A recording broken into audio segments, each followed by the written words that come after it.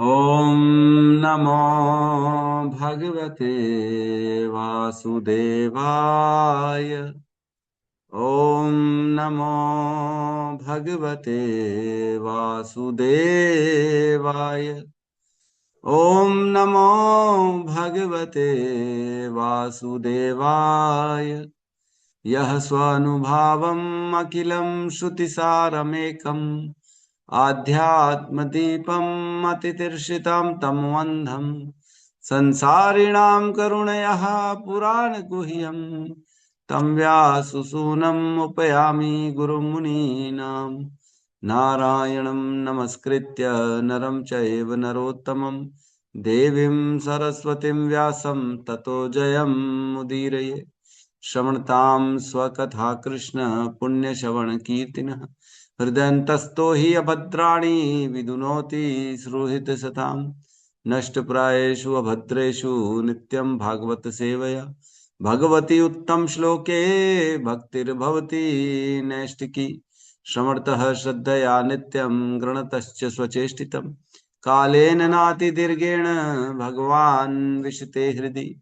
कृष्णाय वासुदेवाय देवकी नंदनाय च नंदगोपकुमाराय गोविन्दाय नमो नमः। नमः पंकजनाभाय नमः पंकजमालिने नमः पंकजनेत्राय नमस्ते पंकजांग्रिये। जय श्री कृष्ण चैतन्य प्रभु नित्यानंद श्री अद्वैत गदाधर श्रीवासादि गौर भक्ता वृंद। हरे कृष्णा कृष्णा कृष्णा हरे हरे हरे राम राम राम हरे हरे। हरे कृष्णा कृष्णा कृष्णा हरे हरे हरे राम राम राम हरे हरे। हरे कृष्णा कृष्णा कृष्णा हरे हरे हरे राम राम राम हरे हरे। हरे हरे कृष्ण कृष्ण। प्रभु की दंडवत प्रणाम। हाँ प्रणाम माता। हरे कृष्णा। तो सभी का स्वागत है प्रातःकालीन श्रीमद् भागवतम के सत्र में। तो कल हमने श्लोक क्रमांक 2 को लिया था, राइट? है ना? हाँ, 2 को लिया था कल। आज हम 3 और 4 को लेने का प्रयास करेंगे। तो कल हमने देखा कि नारद जी जो हैं वो अपने पिता और गुरु जो ब्रह्मा जी हैं उनसे प्रश्न कर रहे हैं, है ना?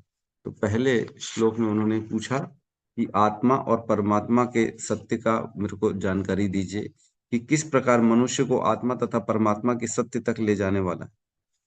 हे देवताओं में प्रमुख देवता, हे प्रथम जन्मा जीव, मैं आपको सादर नमस्कार करता हूँ। कृपा करके मुझे वह दिव्य ज्ञान बताइए जो मनुष्य को आत्मा तथा परमात्मा के सत्य तक ले जाने वाला है। और दूसरा कल जो हमने पढ़ा था दूसरा नंबर श्लोक, उसमें उन्होंने 6 प्रश्न पूछे थे। यद रूपम, यद अधिष्ठानम, यद सृष्टम, यत संस्थम, यत परम, यत च। ये हमने 6 प्रश्न पूछे थे। हमने नहीं, हमने सुना कि कल जो है नारद जी पूछ रहे ब्रह्मा जी से कि इस जगत जो है, जो दृश्य जगत है, जो ब्रह्मांड है, जो दिखता है, इसका रूप क्या है, ये किस पर आधारित है ना? और ये कहाँ से उत्पन्न हुआ है, और ये कहाँ लीन हो जाता है, और ये किसके अधीन रहता है, और ये किससे बना है। मूलभूत प्रश्न पूछ रहे सारे के सारे, है ना? एकदम बेसिक प्रश्न पूछ रहे हैं। बताओ, हम जब से पैदा हुए हैं कभी हमारे हृदय में आता है ये संसार बनाया किसने? ये चांद तारे, ये प्रकृति, ये पहाड़, ये पेड़, ये किसने बनाया है? ये किसके अंतर्गत काम कर रहे हैं? कौन सूर्य को रोज उदय कर रहा है और कौन रोज सूर्य को अस्त कर रहा है? ऐसा क्या होता है रात को ही चंद्रमा दिखता है, रात को सारे तारे दिखते हैं, दिन में क्यों नहीं दिखते? ऐसा क्या है जो है व्यक्ति धीरे धीरे बड़ा होता है और एक दिन मृत्यु हो जाती है? मृत्यु क्यों होती है? ये क्या है जो व्यक्ति को सुख और दुख देता है? हर व्यक्ति को सुख दुख अलग वस्तु देती है, हर व्यक्ति को एक ही वस्तु सुख और दुख नहीं देती। तो अर्थात वस्तु में सुख नहीं है। सुख कहाँ है फिर? दुख कहाँ है फिर? ये सब प्रश्न हम करते ही नहीं है, है ना? हम तो संसार में बस जो मेरे को अच्छा लगता है वो चाहिए, जो अच्छा नहीं है उसको बाहर करो, इसी में लगे रहते। तो ये प्रश्न पूछ रहे हैं, मूलभूत प्रश्न पूछ रहे हैं यहाँ पे। और हम आज तीसरे नंबर श्लोक में प्रवेश करेंगे। कोशिश करेंगे आज थोड़ा सा फास्ट चलेंगे हम, ताकि 2 श्लोकों को कम से कम कर सके। तो बहुत इंपॉर्टेंट तीसरे और चौथे प्रश्न इसमें जो है अब नारद जी जो है ब्रह्मा जी के बारे में भी पूछेंगे आगे चल के, कि आपको किसने बनाया, है ना। तो बड़ा रोचक होने वाला है। है ना,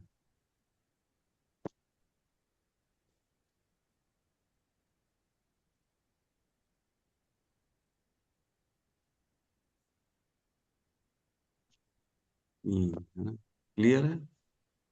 जी प्रभु जी। श्लोक क्रमांक 3, अध्याय 5, स्कंद 2, समस्त कारणों के कारण।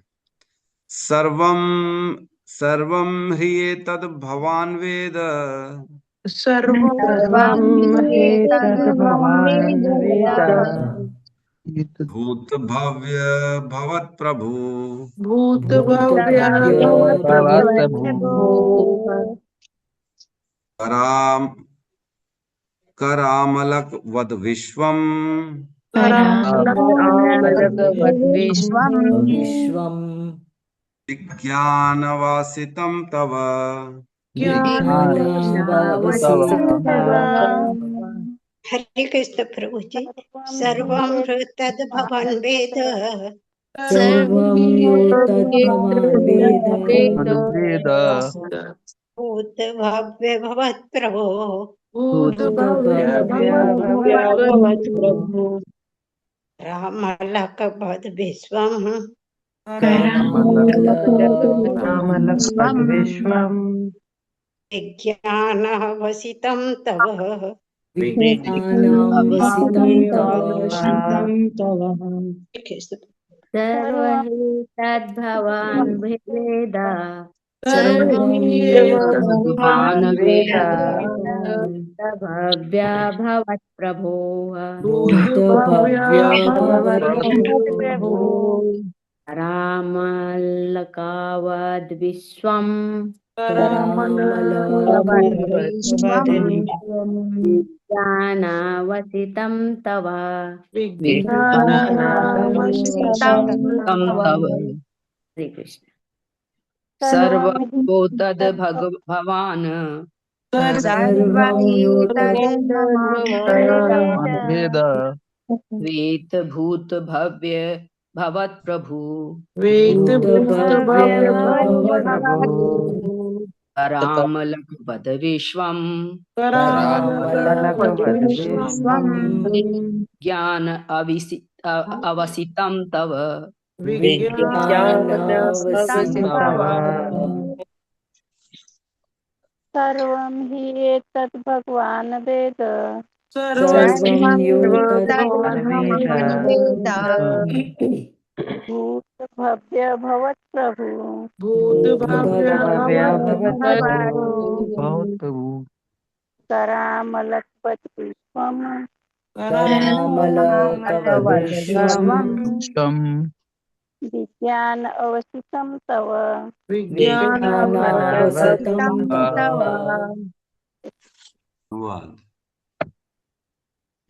हे पिताजी, आप यह सब वैज्ञानिक ढंग से जानते हैं, क्योंकि भूतकाल में जो कुछ रचा गया, भविष्य में जो भी रचा जाएगा, या वर्तमान में जो कुछ रचा जा रहा है, तथा इस ब्रह्मांड के भीतर जितनी सारी वस्तुएं हैं, वे सब आपकी हथेली पर आंवले के सदृश हैं। ओम अज्ञानतिमिरन्धस्य ज्ञानांजन शलाकया चक्षुरुन्मीलितं येन तस्मै श्री गुरुवे नमः। श्री चैतन्य मनोभीष्टं स्थापितं येन भूतले स्वयं रूपः कदा मह्यं ददाति स्वपदान्तिकं। वन्देऽहं श्रीगुरु श्रीयुतपदकमलं श्रीगुरून् वैष्णवांश्च श्रीरूपं साग्रजातं सहगण रघुनाथान्वितं तं सजीवं साद्वैतं सावधूतं परिजनसहितं कृष्ण चैतन्य देवं श्री राधा कृष्ण पादान् सहगण ललिता श्री विशाखान्वितांश्च।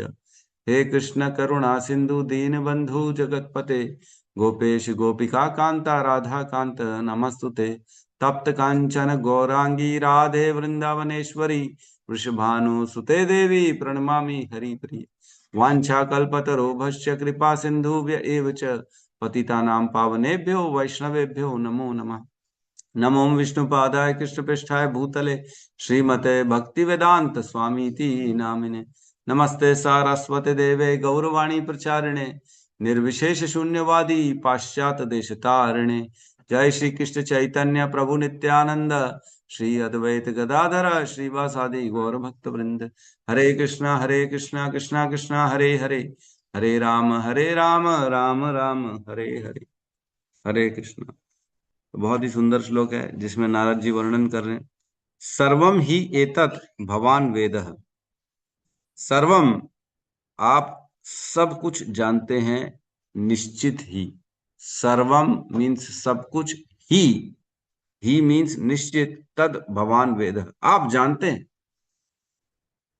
सब कुछ जानते हैं, अर्थात मेरे बारे में, आपके बारे में, ब्रह्मांड के बारे में, क्या भगवान के बारे में भी जानते हैं? क्या ब्रह्मांड के बाहर भी जानते हैं क्या?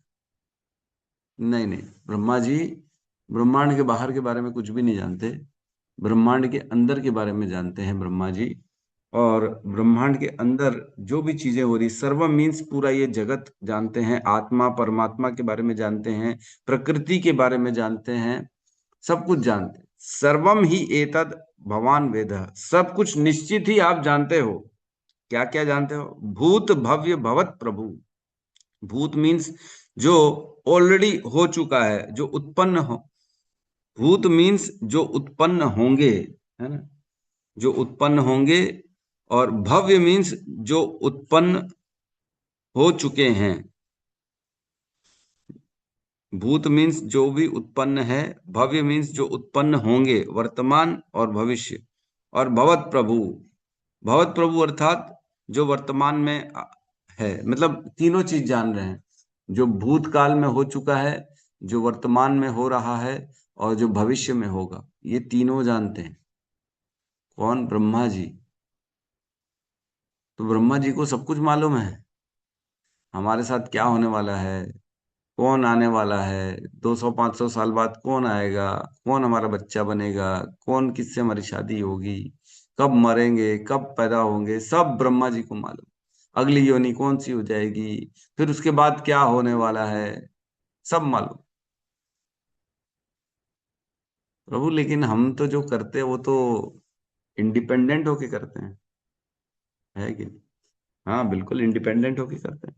तो हमारा हाथ कई बार ऐसे लोग देख के बताते नहीं, भविष्यवाणी कर देते हैं, अरे आपके जीवन में तो कुछ अद्भुत होने वाला है, आपके जीवन में तो कोई बहुत बड़ा घटना घटने वाली है, इस डेट को, इस साल में, इस महीने में आपके साथ देखना कुछ बड़ा होने वाला है। तो उनको पहले पता पड़ जाता है कि नहीं पता?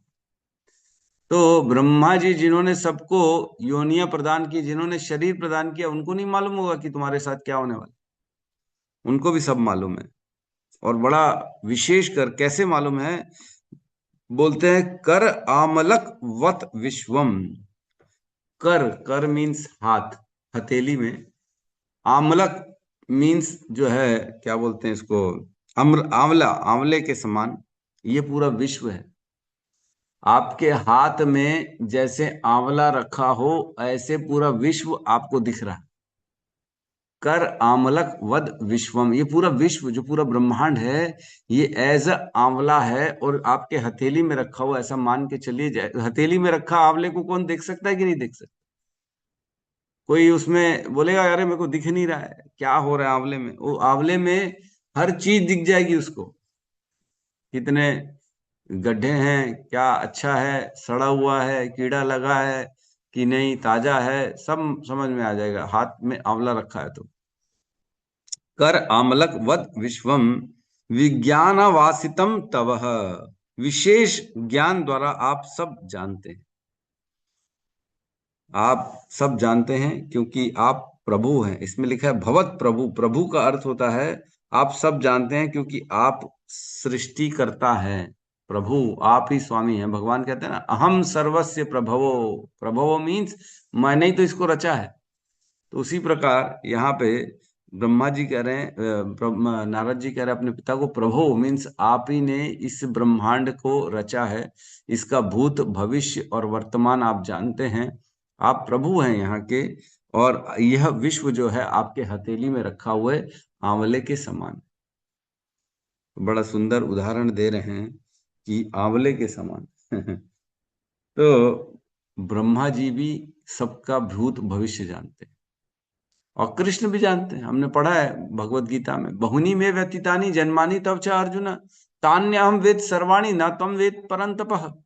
कि हे अर्जुन, तुम्हारे और मेरे अनेक जन्म हो चुके, बहुनी में व्यतीतानि जन्मानि तव च अर्जुन, तुम्हारे बहुत जन्म हो चुके हैं लेकिन तुमको मालूम नहीं है और मुझे मालूम है। तान्य अहम वेद सर्वाणी, मुझे सबका सबके जन्मों के बारे में मालूम है। ना त्वम वेद परंतपः, तुम लेकिन नहीं जान सकते हो हे अर्जुन।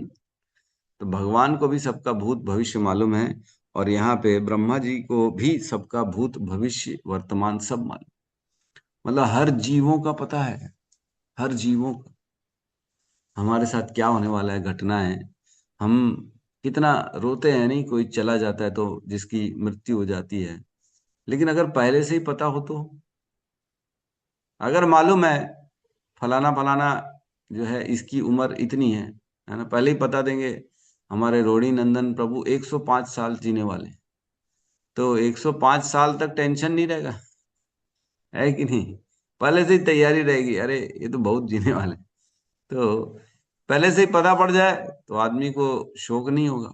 किसी की उम्र कम है, अगर पहले ही पता पड़ जाए तो वो तैयारी कर लेगा पहले, ठीक है चलो 70 साल में निपटने वाले हैं तो 70 साल में फिर पहले से मालूम रहेगा तो कोई शौक नहीं करेगा।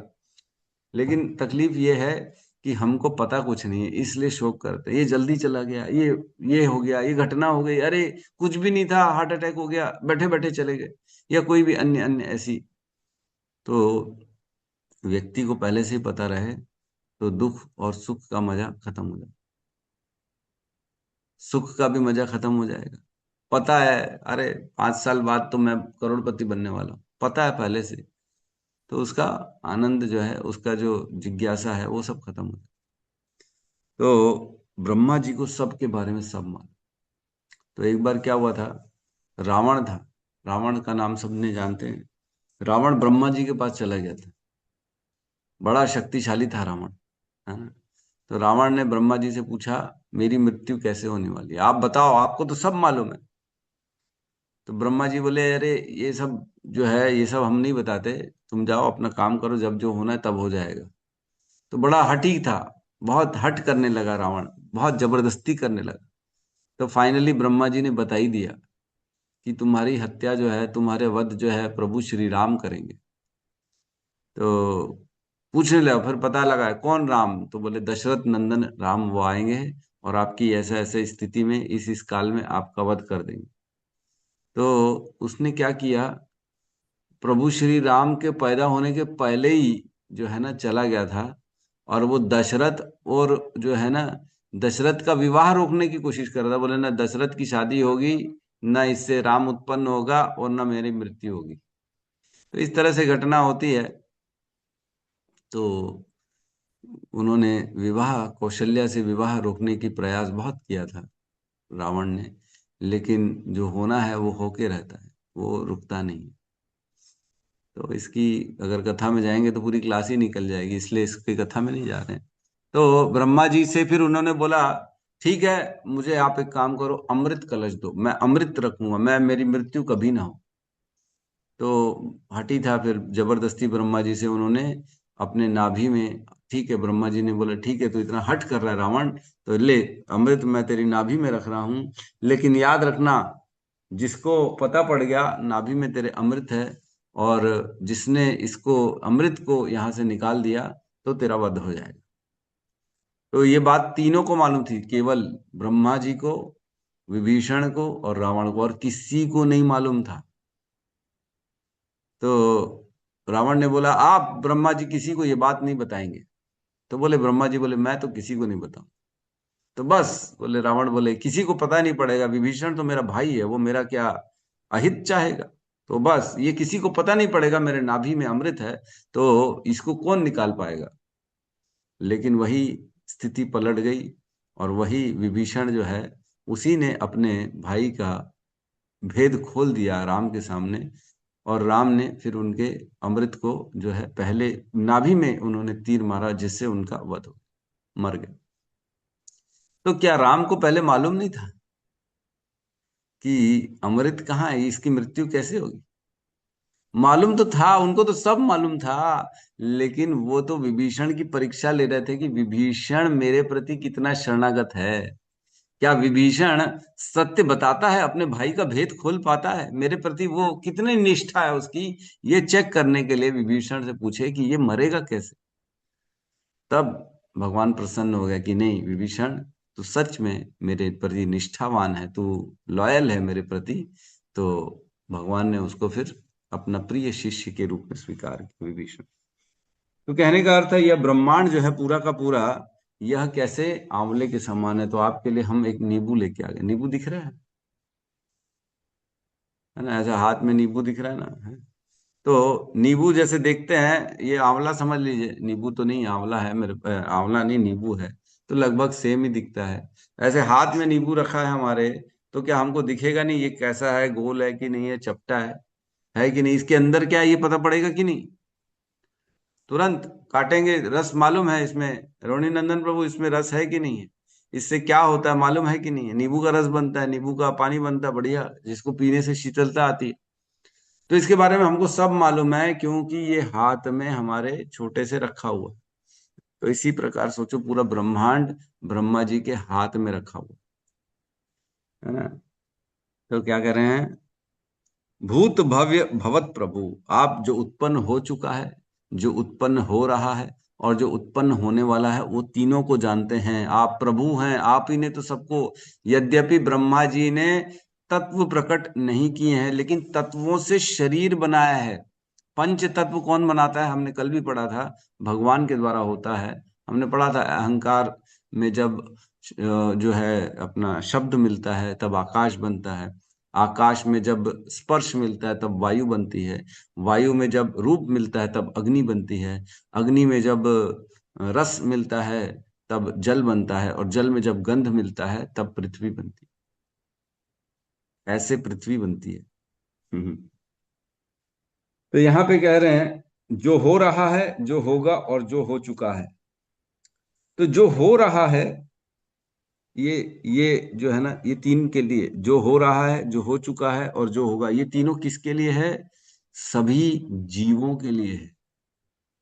सभी जीवों के लिए। एक तो जीवों का जो उत्पन्न होंगे, जो हो चुके हैं और जो हैं अभी, इन तीनों की जानकारी उनको है। और इस जगत की जानकारी भी उनको है कि जो हो, जगत जो ये संसार है, वह प्रकृति कैसे काम कर रही है, प्रकृति कैसे बदल रही है। कभी हम बोलते हैं ना, एक समय था कि पूरा ये एक ही था, पहले हिमालय नहीं थे, इस टाइप का जो भी, प्रकृति बदल जाती, समंदर धीरे धीरे बड़े हो जाते, धरती कम हो जाती, ये सारी चीज प्रकृति के बारे में भी उनको मालूम है। कहीं नदियां हैं, कहीं सूख गई हैं, कहीं कुछ है, सब जो होने वाला है उनके बारे में मालूम है। और कंट्रोलर के बारे में भी मालूम है कि इसको कौन कंट्रोल कर रहा है। इसके तात्पर्य में तीन चीज लिखी है, तीन मुख्य वस्तुएं हैं, यथा जीव, दृश्य जगत तथा नियंता। इस संसार में, इस जगत में तीन मुख्य चीजें हैं, सभी जीवात्माएं और ये जगत जो नेचर जिसे कहते हैं हम, वो और इसका कंट्रोलर, ये तीन चीजें हैं। तो जीवों को तो ज्ञान से देखा जा सकता है ना, जिसके पास ज्ञान होगा वह व्यक्ति शरीर के अंदर आत्मा को देख लेगा कि नहीं देख लेगा। जीवित है मतलब आत्मा है, मरा हुआ है मतलब आत्मा नहीं है यहाँ पे।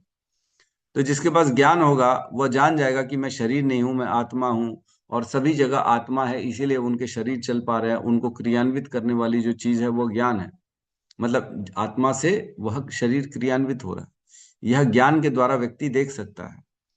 और इस जगत को तो सभी देख सकते हैं, है ना, पहाड़ पेड़ पौधे, अज्ञानी भी देख सकता है, बस आंख होनी चाहिए, जगत देख लेगा। लेकिन नियंता को कोई देख नहीं पाता, किसके कंट्रोल में चल रहा है सारा दृश्य जगत, ये समझ में नहीं आता। कौन पैदा हो रहा है, कौन मर रहा है, कौन बड़ा हो रहा है, क्यों हो रहा है, ये कैसे जो है सृष्टि चल रही है, कैसे प्रकृति चल रही है, कैसे दिन बदलते जा रहे हैं, महीने बदलते जा रहे हैं, ये कोई नहीं देख पाता। तो तीन चीजें हो गई, जीवात्माएं ये ज्ञान से देखी जा सकती हैं, और दृश्य जगत ये अज्ञानी भी देख सकता है, और नियंता कोई नहीं देख सकता, है ना। लेकिन ब्रह्मा जी सब कुछ देख सकते, हम नहीं देख सकते, लेकिन ब्रह्मा जी सब कुछ देख सकते हैं कि कौन नियंता है, किसके नियंत्रण में ये जगत है, यह प्रकृति कैसे काम कर रही है, जीवात्माएं कैसे हैं, कहाँ रहते हैं, क्या करते हैं, कब उनको योनियां मिलनी है, कब नहीं मिलनी, सब मालूम। हम हमेशा किसी भी चीज के लिए कह सकते हैं कि आई डोंट नो, मुझे नहीं मालूम, लेकिन ब्रह्मा जी किसी भी वस्तु के लिए ऐसा बोल ही नहीं सकते कि मुझे नहीं मालूम, उनको सब मालूम है ना। हम कई बार कल्टी खाने के लिए बोलते, अरे प्रभु मेरे को पता नहीं, प्रभु आप देख लो, प्रभु आई डोंट नो, प्रभु कुछ सेवा करनी है, कुछ बनाना है, किचन में जाना है, प्रभु हेल्प कर दो, चॉप कर दो, ये कर दो, अरे प्रभु मेरे को नहीं आता, प्रभु आई डोंट नो। लेकिन ब्रह्मा जी सोचो इतने ज्ञानी है, उनको सब मालूम है, वो किसी चीज में ऐसा नहीं बोल सकते कि मुझे नहीं मालूम, है ना। तो इसलिए नारद जी अपने गुरु, अपने पिता के पास जा रहे हैं। सर्वम ही एतत् भवान पिता, आज सब कुछ जानते हो, आपसे कुछ भी छुपा है ही नहीं ब्रह्मा जी, हे मेरे गुरु। तो ऐसे ही हुआ था, जो वाल्मीकि जी थी, वाल्मीकि जी थे ना, जो रत्नाकर डाकू थे, जो जिन्होंने रामायण लिख दी थी, प्रभु श्री राम के पैदा होने के पहले रामायण लिख दी थी वाल्मीकि जी ने, मालूम है कि नहीं। तो वाल्मीकि जी ने जब रामायण लिखी, उस समय राम जी हुए ही नहीं थे, और उन्होंने सारी की सारी रामायण लिख ली अपने गुरु नारद जी की कृपा से, आशीर्वाद से। और वो रामायण में भी बोलते हैं कि मैं रामायण की, राम की लीलाओं को ऐसे देख रहा हूं जैसे मेरे हाथ में रखा हुआ आंवला, ऐसे देख रहे थे। सोचो पूरी सामने घटना चल रही है, जैसे आज हम भी देखते हैं, आजकल टीवी में लाइव दिख जाता है। बोलते हैं जब ओसामा बिन लादेन को मारने गई थी अमेरिका की कमांडो टीम, तो सबके कैमरा लगे हुए थे, सबके में। और वहां से बैठे बैठे उस समय जो प्रेसिडेंट थे, ओसामा क्या नाम, क्या उनका, मैं भूल रहा हूँ, वो देख पा रहे थे पूरा वहां पे लाइव क्या घटना हो रही है, कैसे ये लोग घुस रहे हैं। ओबामा। Obama, Obama. तो ओबामा ने पूरा देखा कि ओसामा को कैसे मारा गया। ऐसा लग रहा है दोनों भाई हैं, ओबामा और ओसामा, ठीक है। लेकिन उन्होंने देखा, पूरा लाइव देखा कि कैसे इसको मारा जा रहा है। वैसे ही इवन रत्नाकर जो डाकू थे, पहले डाकू थे, बाद में बहुत बड़े वो ऋषि बन गए, वाल्मीकि बन गए, और उन्होंने पूरी रामायण लिख डाली। और उन्होंने ऐसे देखा रामायण को जैसे हाथ में आंवला, हाथ में आंवला है तो ऊपर से, नीचे से, आजू से, बाजू से, साइड से, सब जगह से देख सकते कि नहीं देख सकते, है कि नहीं। तो सोचो वैसे ही ये लोग, ब्रह्मा जी हों चाहे वाल्मीकि जी हों, ये पूरी परिस्थिति को ऐसा घूम के चारों तरफ से, ऊपर नीचे, आगे पीछे करके, रिवाइंड करके भी हम देखते कई बार। अच्छा, अरे यूट्यूब में पीछे करो, पीछे पीछे पीछे देखो क्या बोला श्लोक प्रभु जी ने, उसको नोट कर लेते, रिवाइंड करके पॉज भी कर देते, रुको रुको, सब रुक गया, हम लिखना चालू कर। तो उसी प्रकार वाल्मीकि जी ने पूरा रामायण देखा, आगे पीछे, ऊपर नीचे करके, और उन्होंने लिखा। सोचो ऐसा होता है, ये शक्ति होती है, ये पावर होते हैं सरेंडर के। जिसने सरेंडर कर लिया उसको पावर मिलती।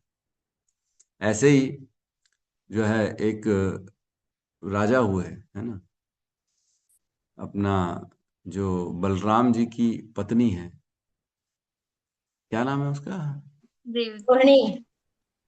रेवती, रेवती, रेवती, है ना, रेवती नाम है। और रेवत राजा की पुत्री हुई रेवती।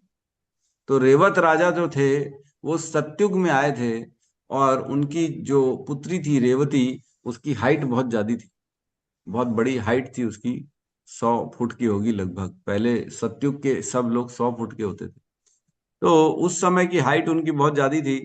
तब रेवत महाराज परेशान हो गए कि मेरी पुत्री की इतनी लंबी हाइट है, इसकी शादी नहीं हो रही, शादी नहीं हो रही, क्या करें, कैसे इसकी शादी होगी।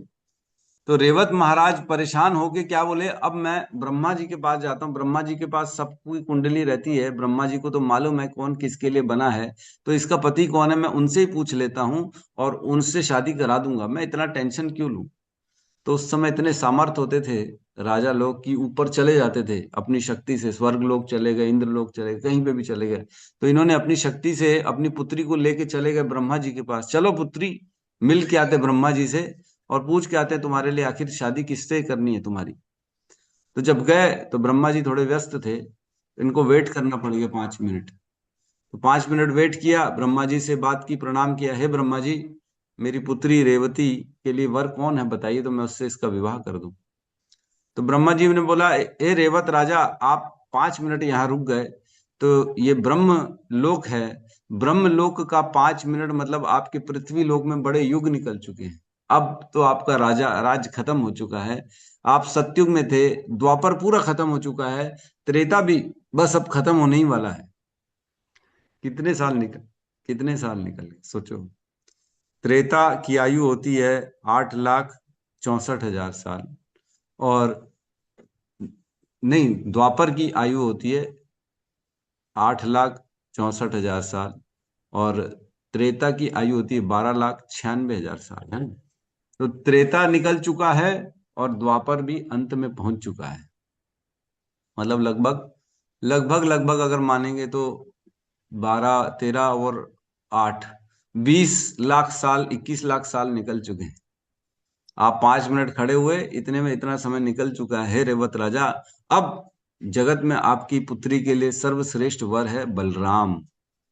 बोले जाओ और अपनी पुत्री का विवाह बलराम से कर दो। तो रेवत राजा नीचे आए और उन्होंने फिर बलराम को ढूंढा, बलराम से मुलाकात हुई। तो बलराम जी क्योंकि त्रेता युग द्वापर युग में थे तो उनकी हाइट कम थी और उनकी पुत्री की हाइट बहुत ज्यादा थी। तो बलराम जी ने अपने हल से उसकी हाइट को छोटा कर दिया, खींच दिया रेवती को और उसको छोटा बना दिया। हाँ, तो ये कथा ऐसी आती है। तो ब्रह्मा जी को सब मालूम है कि किसके साथ क्या होने वाला है। सर्वम, तो तात्पर्य में कहते हैं इस व्यक्त ब्रह्मांड तथा ब्रह्मांड के भीतर की प्रत्येक वस्तु के प्रत्येक सृष्टा ब्रह्मा है। मतलब सर्ग जो है वो भगवान करते हैं, विसर्ग करने वाले ब्रह्मा है। तत्वों को प्रकट करते हैं भगवान, लेकिन तत्वों से शरीरों को प्रकट करते हैं ब्रह्मा जी। सृष्टा जो योनियों के हैं कर्मों अनुसार, वह करने वाले ब्रह्मा जी हैं। तो ब्रह्मांड तथा ब्रह्मांड के भीतर के प्रत्येक वस्तु के प्रत्येक सृष्टा है, वो उन्होंने उनके सामने ही सारा कुछ सबको बनाया गया है, इसलिए उनको सब मालूम है। अतः वे जानते हैं कि भूतकाल में क्या घटा है, भविष्य में क्या घटित होगा और इस समय क्या घट रहा है। हर चीज उनको मालूम है ब्रह्मा जी। तो अगर एक क्लासरूम है 50 बच्चों का, उसमें कौन सबसे पहले आया ये कौन बता सकता है? अगर कोई किसी से बात ना करे, 50 बच्चे हैं क्लासरूम में, तो सपोज करो 40वें नंबर में जो आया उससे हम पूछेंगे, अरे बेटा सबसे पहले कौन आया? तो बोले पता नहीं, मेरे पहले तो 30-40 लोग बैठे थे अंदर, मैं बाद का बता सकता हूँ लेकिन पहले कौन आया ये नहीं बता सकता। इवन जो चौथे नंबर में आया होगा, तीसरे नंबर में आया होगा, वो भी नहीं बता सकता कि पहले नंबर में कौन आया। तो जो पहले आया है ना और दूसरा आया, केवल उनको ही पता रहता है कि पहला कौन है दूसरा कौन है। तीसरे को भी नहीं मालूम होगा कि पहला कौन है दूसरा कौन है। दोनों बैठे हैं सामने हैं, तो कौन पहले आइए कैसे बता दो। उसी प्रकार केवल भगवान जो सबसे पहले आदि आदि अनंत विशेष शोभम, भगवान आदि अनादि काल से यहीं पे हैं, तो भगवान सबसे पहले हैं और भगवान से ब्रह्मा जी प्रकट होते हैं। ये दोनों पूरी सृष्टि में सबसे पहले भगवान, जिनको ब्रह्मा जी जानते हैं, ब्रह्मा जी ने तप के द्वारा पता कर लिया कि भगवान सबसे पहले आए थे, फिर ब्रह्मा जी ने सृष्टि करी, तो बाद के लोगों को पता ही नहीं कि पहला कौन। इसलिए नारद जी उनसे प्रश्न पूछ रहे हैं कि आप तो सब जानते हैं, आप बताइए ना मुझे कैसा है, कैसे चल रहा है ये जगत, है ना? क्योंकि आप सबसे पहले प्रथम जन्मा जीव है। ठीक है, तो इस प्रकार अपने पिताजी से वो प्रश्न पूछ रहे हैं। जैसे मोबाइल की शॉप का जो आदमी होता है, वह मोबाइल के बारे में सब जानता है, लेकिन मोबाइल बनाता नहीं है वो। यद्यपि मोबाइल के बारे में सब मालूम है, वही बेच रहा है, उसी की दुकान में रखा हुआ है मोबाइल, नया पुराना सब रखा हुआ है। कैसे कार्य करता है मोबाइल में, क्या फीचर्स हैं, क्या लगा हुआ है, बैटरी कितनी है, ये वो सब मालूम है उसको, लेकिन वो मोबाइल बनाता नहीं है। उसी प्रकार ब्रह्मा को सब मालूम है इस जगत के बारे में, लेकिन ब्रह्मा जी जगत को बनाते नहीं हैं। ठीक है, तो हम अगले श्लोक में प्रवेश कर देते हैं। हाँ, कर ही लेते हैं, नहीं तो एक ही श्लोक रह जाएगा।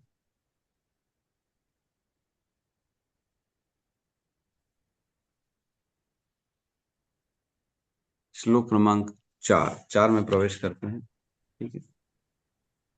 यद विज्ञानो यद आधारो यद्विज्ञानो यद्विज्ञानो यद परस्त्वं यदात्मकः यत्परस्त्वं यदात्मकः एकः सृजसि भूतानि सृजसि भूतानि भूतैरेव आत्ममायया भूतैरेवात्ममायया यत् यत् विज्ञानो यदाधारो यद्विज्ञानो यदाधारो यत् परस्त्वं यदात्मकः यत्परस्त्वं यदात्मकः एकः सृजसि भूतानि एकः सृजसि भूतानि भूतैरेव आत्ममायया भूतैरेवात्ममायया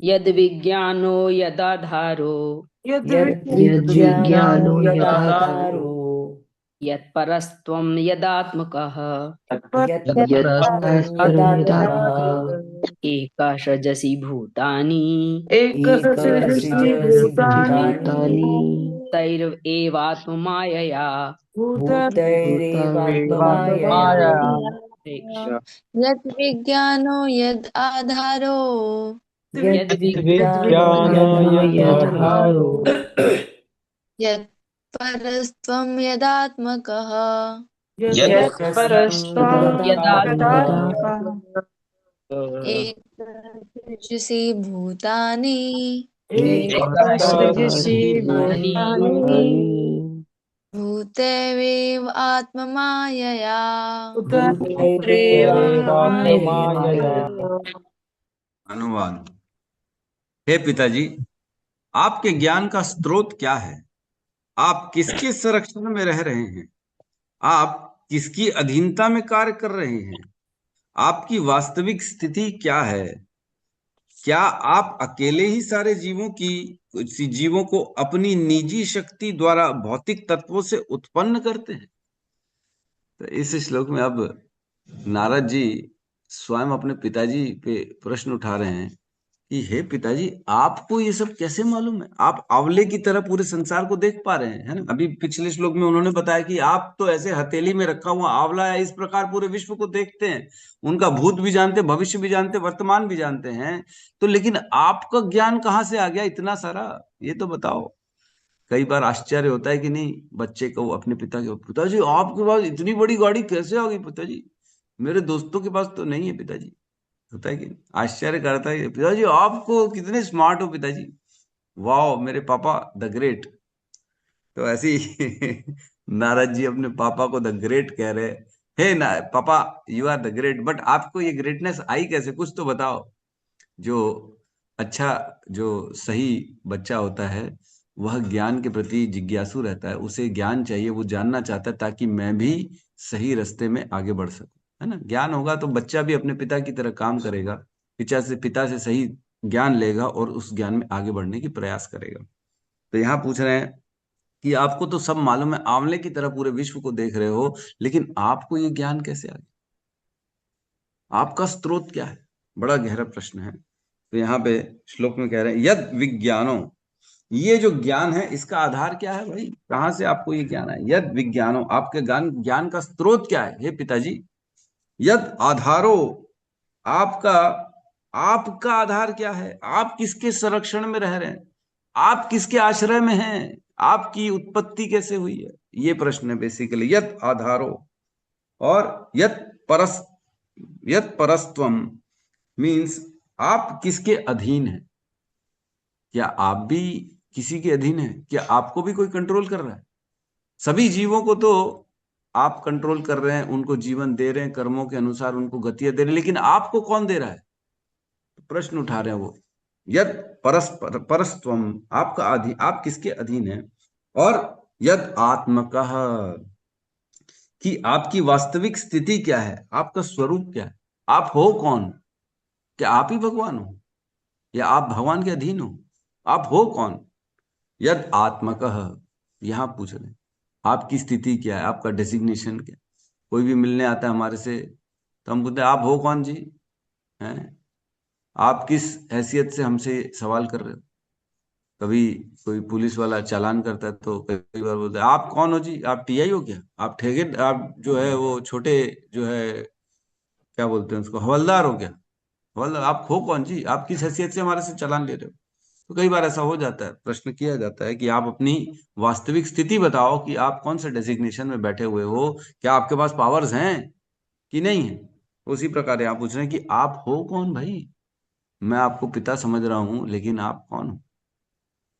और लास्ट में पूछ रहे हैं एक सृजसी भूतानी, आप अकेले ही बिना किसी सहायता के, सृजसी भूतानी सबका सृजन कर रहे हो, अकेले एक सृजसी भूतानी, आप अकेले सभी जीवों की सृष्टि कर रहे हो, भूतैर्व आत्म माया, और केवल अपनी शक्ति से ये सब कर रहे हो। आत्म माया मीन्स खुद की शक्ति से ये काम करना। तो क्या आप खाली अकेले अपनी शक्ति से सभी जीवों को उत्पन्न कर दे रहे हो, पांचों तत्वों से मिला के, तत्वों को आपको दिया गया, तत्व से आपने सभी की सृष्टि कर दी अकेले बिना किसी सहायता के। वाह क्या बात है। कई बार ऐसा होता है ना, प्रसाद जैसे बनता है तो अगर कोई दिखे नहीं तो क्या कहते हैं, अरे प्रभु आपने अकेले इतने लोगों को प्रसाद बना दिया, अकेले 20 लोग गए थे खाने और कोई दिखा नहीं किचन में, तो एक ही व्यक्ति दिखा, अरे प्रभु अकेले बनाया क्या आपने, और कोई दिख तो नहीं रहा यहाँ पे, कैसे बना लिया अकेले 20 लोगों का प्रसाद, पूड़ी चावल दाल सब्जी रोटी पकोड़ा, इतना सब कुछ बना दिया। तो यहाँ पे कह रहे हैं दिख तो कोई भी नहीं रहा नारद जी को ब्रह्मा जी के अलावा, कि तो आप ही ने ये सब सृष्टि कर दी क्या। अचरज में पड़ गए ब्रह्मा जी को देख के, इतनी सृष्टि को देख के नारद जी,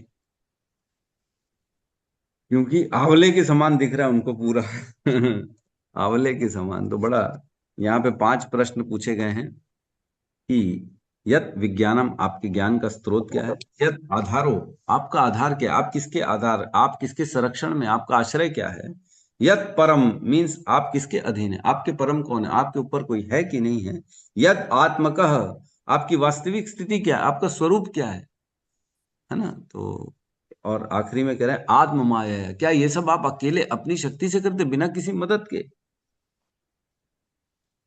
तो ये बड़ा इंपॉर्टेंट प्रश्न है। अब अपने पिताजी पे ही प्रश्न उठा रहे हैं कि सब चीजों का कारण क्या है, पिताजी उनको डाउट हो रहा है ना, अपना इनको नारद जी को। लेकिन नारद जी बड़े ज्ञानी हैं, वो देव ऋषि हैं, है ना, वो अपनी जिज्ञासाओं को शांत करने के लिए आए हैं यहाँ पे। तो एक बार श्रील प्रभुपाद कह रहे थे किसी शिष्य से, कह रहे थे तुम भगवान का नाम जप करो और भगवान के प्रति समर्पित रहो, तो भगवान की सारी लीलाएं जो हैं, भगवान के सारे जो पास्ट टाइम्स हैं वो तुम्हारे हृदय में प्रकाशित हो जाए, जो कृष्णा बुक में लिखे हैं और जो नहीं लिखे हैं वह भी प्रकाशित हो जाए।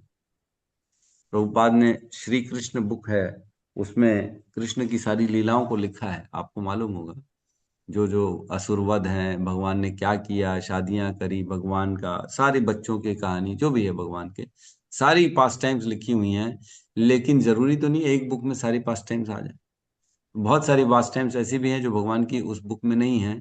तो प्रभुपाद का कहना है जो समर्पित होगा, जो भगवान का नाम जप करेगा, उनको भगवान की सारी पास्ट टाइम्स प्रकाशित हो जाएंगी, जो लिखी हैं चाहे नहीं लिखी हैं।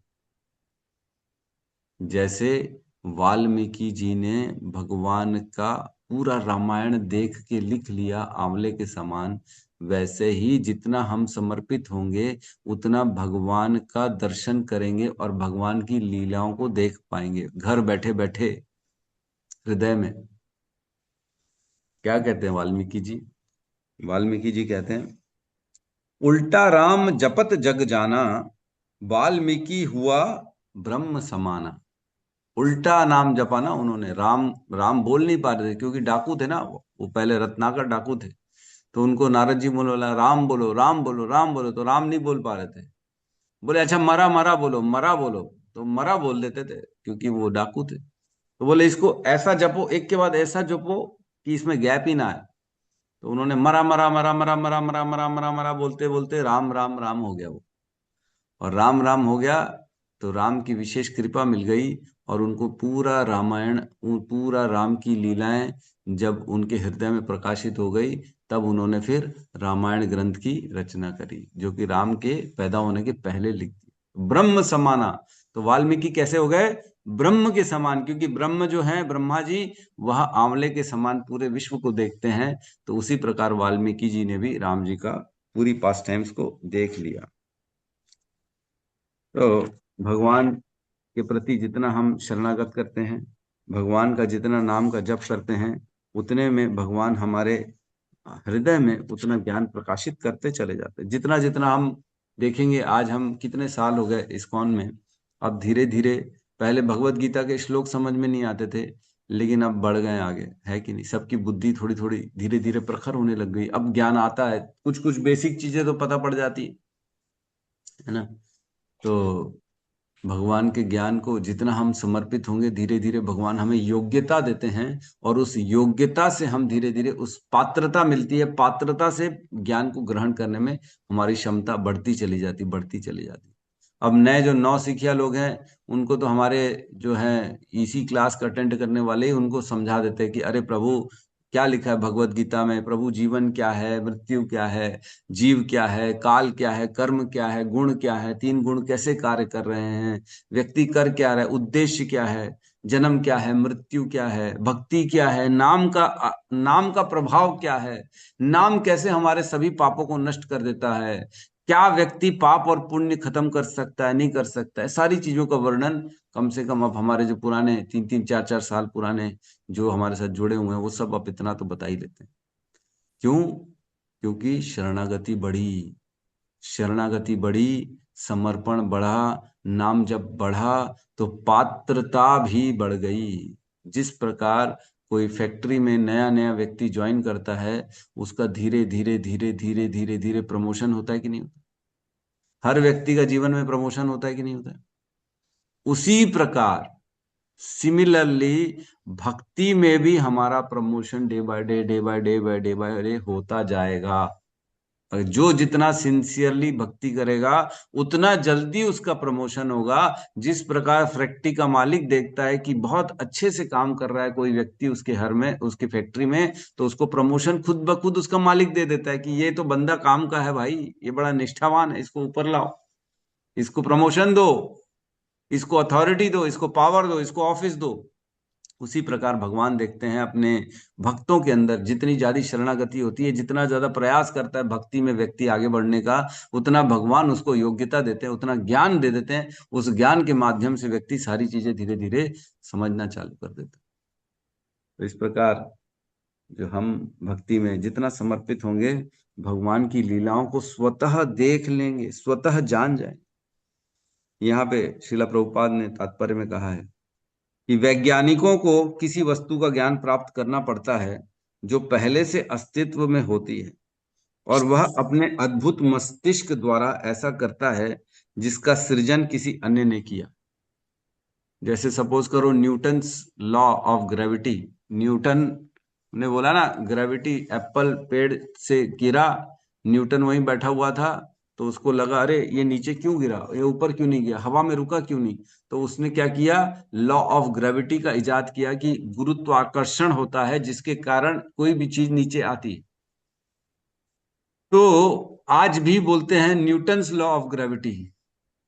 तो न्यूटन ने ग्रेविटी, गुरुत्वाकर्षण को इजाद किया क्या? इजाद नहीं किया उसने, पहले से ही था।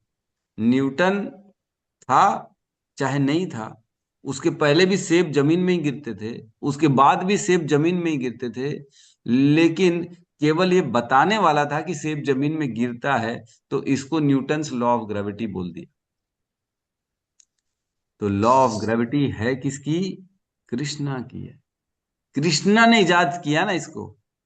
तो ये क्या होना चाहिए? कृष्णाज लॉ ऑफ ग्रेविटी होना चाहिए, ना कि न्यूटन्स लॉ ऑफ ग्रेविटी। तो जो पहले से अस्तित्व में है उसी की खोज कर रहे हैं वैज्ञानिक, और कुछ नहीं कर रहे। जल से ऑक्सीजन और हाइड्रोजन बन गया, तो अब जो है साइंटिस्ट का नाम हो गया, वाह वाह, साइंटिस्ट ने खोज डाला कि जल कैसे बनता है, ऑक्सीजन से और हाइड्रोजन से बनता है। तो नाम आ गया कि इस साइंटिस्ट ने खोजा कि जल कैसे बनता है, ऑक्सीजन से और हाइड्रोजन से। तो क्या ऑक्सीजन और हाइड्रोजन पहले नहीं थे? उसने खोजा, उसने बनाया क्या? नहीं नहीं नहीं, उसने तो ऑलरेडी जो वस्तु थी केवल उसका विश्लेषण किया है। तो इसी प्रकार जो साइंटिस्ट होते हैं वो अपना कुछ खुद नहीं करते हैं, जो है ऑलरेडी उसी का विश्लेषण करते हैं, और लोग उनको ये टैग दे देते हैं कि ये इन्होंने किया, जबकि पूरी सृष्टि कृष्णा ने बनाई, कृष्णा ने सब किया। बुद्धि देने वाला साइंटिस्ट को कौन है? कृष्ण तो है। न्यूटन, आइंस्टाइन जो थे वो भगवत गीता पढ़ते थे, आइंस्टाइन तक भगवत गीता पढ़ते थे। तो जो बड़े बड़े साइंटिस्ट हैं वो तक भगवान के ग्रंथों को पढ़ते हैं, तब जाके वो अपनी बुद्धि को चला पाते हैं। आगे कहते हैं, एक वैज्ञानिक इस प्रकार से प्रदत्त मस्तिष्क से कार्य कर सकता है, लेकिन उसके लिए अपना स्वयं का मस्तिष्क या इसी तरह का अन्य मस्तिष्क उत्पन्न कर पाना संभव नहीं है। एक वैज्ञानिक अपने जैसा इंटेलिजेंट आदमी नहीं बना सकता। किसी को बुद्धि दे सकता है, मेरी बुद्धि तुम्हारे पास आ जाए ऐसा तथास्तु, वो नहीं कर सकता, वो बना कुछ भी नहीं सकता। एक वैज्ञानिक एक चींटी भी नहीं बना सकता। बड़े बड़े बात करते एयरक्राफ्ट की और इसकी उसकी, ऐसी कौन सी एयरक्राफ्ट है जो खुद ही उड़े, खुद ही चले और खुद ही बच्चा पैदा करके नया एयरक्राफ्ट बना ले? ऐसा होता है क्या? नहीं। लेकिन भगवान की सृष्टि ऐसी है, एक चींटी हो या एक मच्छर हो, वो खुद ही उड़ता है, खुद ही खाता है, खुद ही पीता है, खुद ही अपने जैसा एक और मच्छर बना देता है। ये क्षमता किसी साइंटिस्ट में नहीं है, किसी वैज्ञानिक में नहीं है।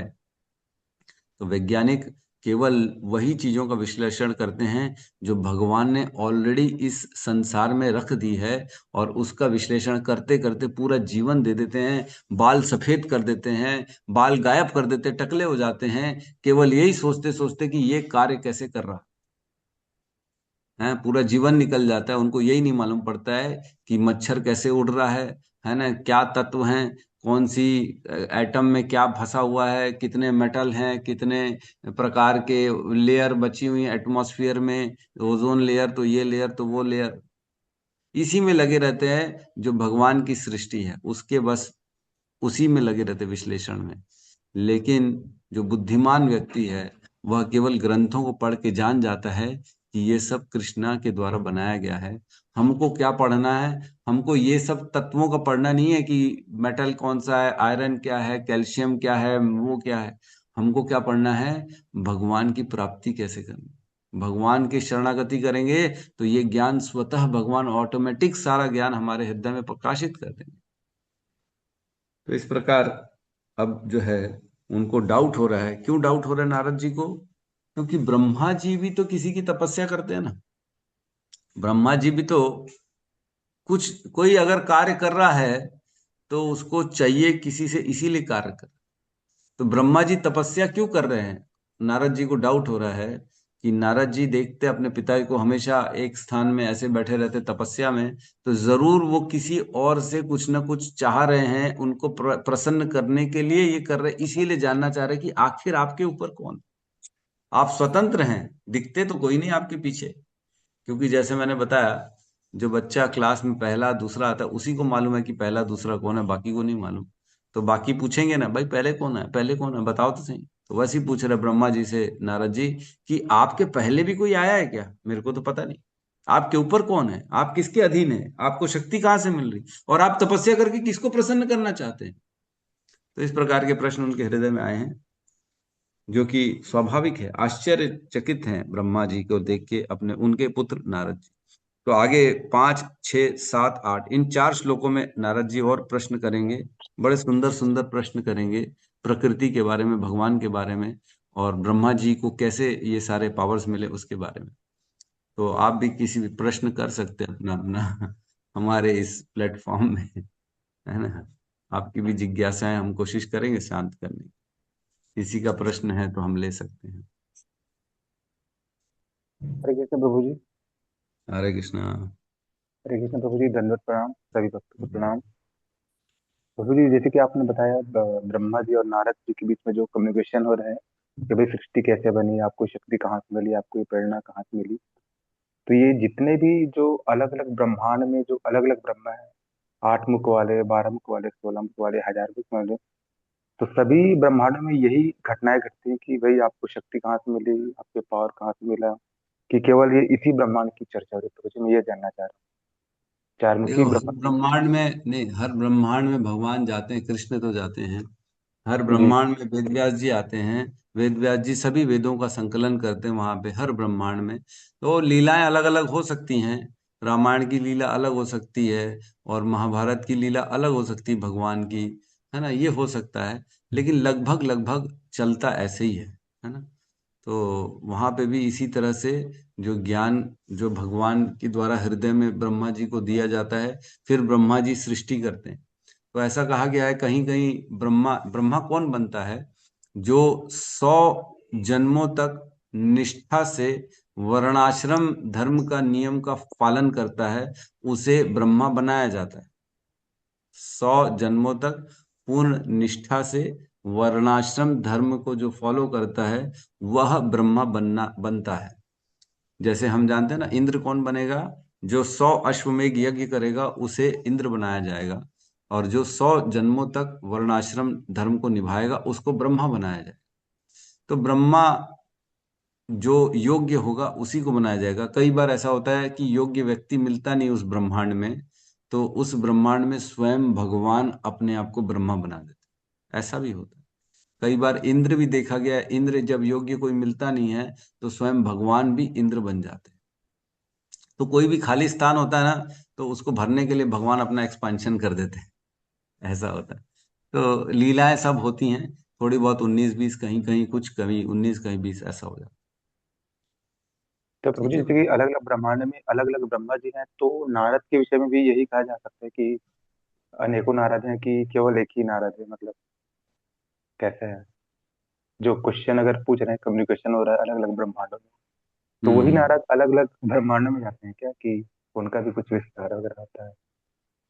देखो, नारद जी के बारे में कहना थोड़ा मुश्किल है मेरे को, क्योंकि नारद जी जो है ना, वो स्वतंत्र है, वो कहीं पे भी भ्रमण कर सकते हैं। नारद जी जो हैं, नारद जी ही एक ऐसे जीव हैं जो वैकुंठ में भी जा सकते, और भौतिक जगत में भी आ सकते, ब्रह्मांड में भी आ सकते, इसमें भी जा सकते, दूसरे ब्रह्मांडों में भी जा सकते।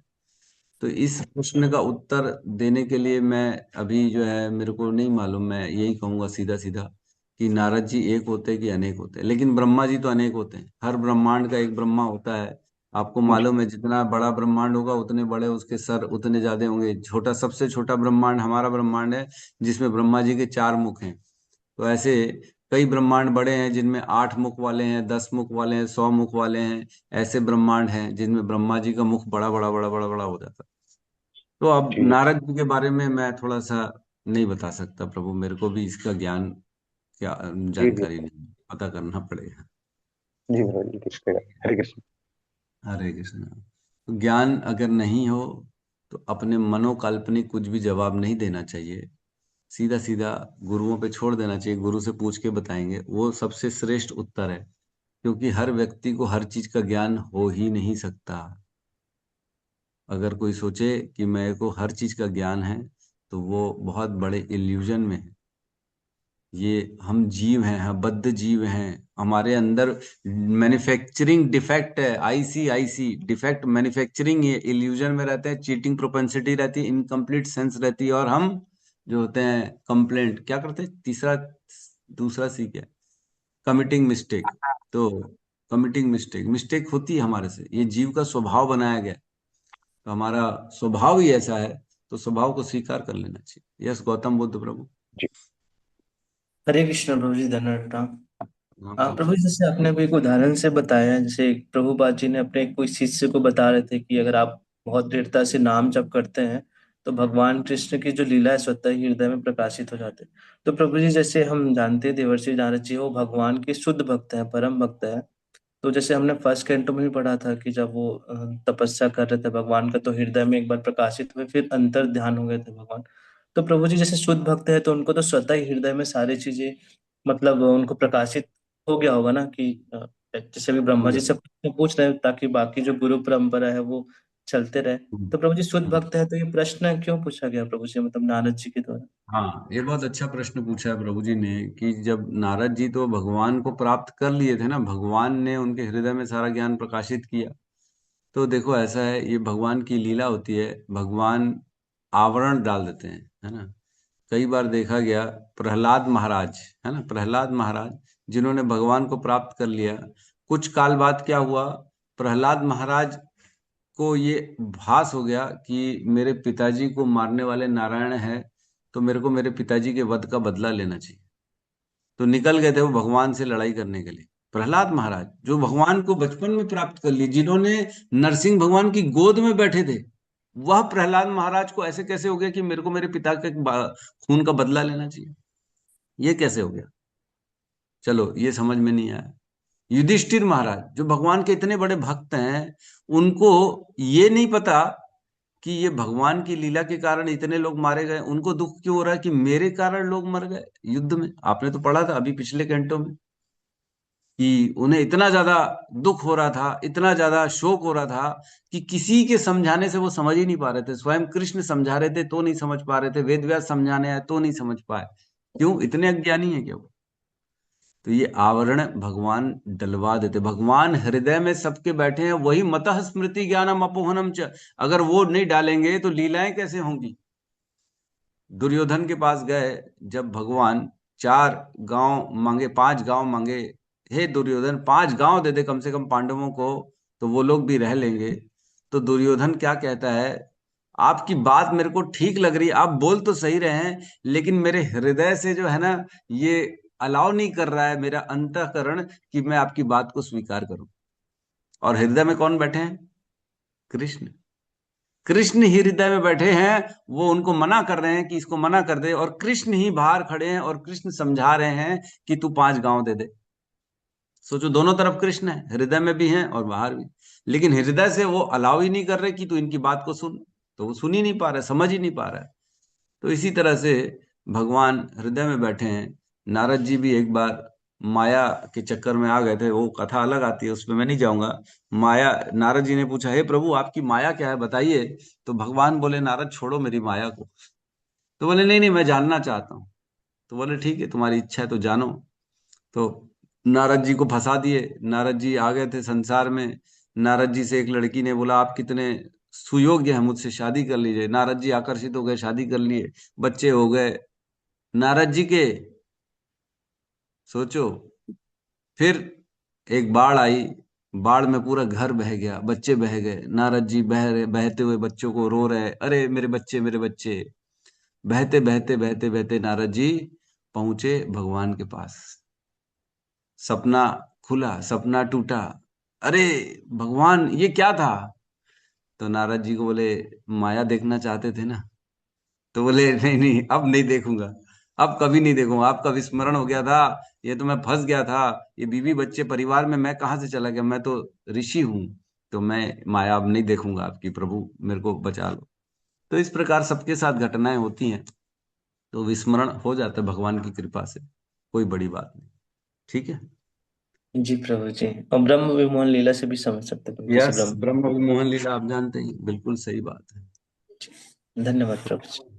धन्यवाद। यस, हरे कृष्ण प्रभु जी। हरे कृष्णा। प्रभु जी मेरा प्रश्न ये है कि ये इस सांसारिक जीवन और भगवत धाम में क्या अंतर है? ऐसा क्या है जो यहाँ है, जो यहाँ नहीं है वहाँ है प्रभु जी? यहाँ कुछ भी नहीं है और वहां सब कुछ है, कंपैरिजन ही नहीं है। जो सबसे निकृष्ट वस्तु है ना इस ब्रह्मांड में, आध्यात्मिक जगत में, वो भौतिक जगत है। तो कंपैरिजन, वहाँ सब कुछ है, वहाँ प्रेम है, शाश्वत है, वहाँ आनंद है, और यहाँ पे तकलीफ है, कुंठा है, यहाँ शारीरिक पीड़ाएं हैं, वहाँ कुछ नहीं। बहुत बड़ा भेद है प्रभु, एक एक करके हम सब चर्चा कर लेंगे, लेकिन इतनी जल्दी क्या क्या बता दें आपको। आप तो बहुत पहले से जुड़े हुए हैं प्रभु, आपको तो मालूम ही है। जी प्रभु जी, ज्यादा नहीं, 6-7 महीने हुआ प्रभु जी। 7 महीने हुए? आप तो मेरे ख्याल से भगवत गीता नहीं की हो हमारे साथ। नहीं नहीं नहीं प्रभु जी। अच्छा, भागवतम जून में ही जुलाई चल पिछले साल ही, जून जुलाई से रहा चल। है। अच्छा अच्छा अच्छा, ठीक है प्रभु, आपका प्रश्न भी किसी दिन ले लेंगे, हम चर्चा करेंगे कि भगवत धाम और ये मतलब वैकुंठ, भगवान का आध्यात्मिक जगत और भौतिक जगत में क्या क्या अंतर है, क्या है वहां पे जो यहाँ पे नहीं है, और वहां जाके हमें क्या मिलने वाला है जिसके बाद व्यक्ति को आने की इच्छा ही नहीं होती इस संसार में। करेंगे चर्चा, बहुत अच्छा पॉइंट है ये। जी प्रभु। हरे हरे कृष्ण। यस, तो कोई अगर आज नए हमारे भक्त जुड़े हैं तो कृपया आप अनम्यूट करके अपने बारे में बता सकते हैं। हरे कृष्ण।